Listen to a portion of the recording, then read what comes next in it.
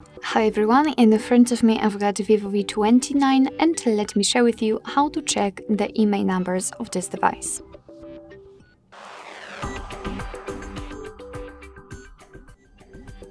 So let's start with the fastest way of checking the IMEI numbers, because today I'd like to show you two different ways of checking those numbers, and then I'll show you a little bit longer option, however it is also useful.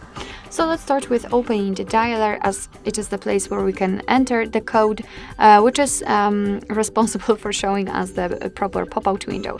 So the code is *#06#. And as you can see by this code, we are provided with both IMEI numbers of this device. Let's tap on OK, and as I said, let me show you the second way. So let's open the settings. And in this general section, we have to scroll down to the very bottom to find About Phone.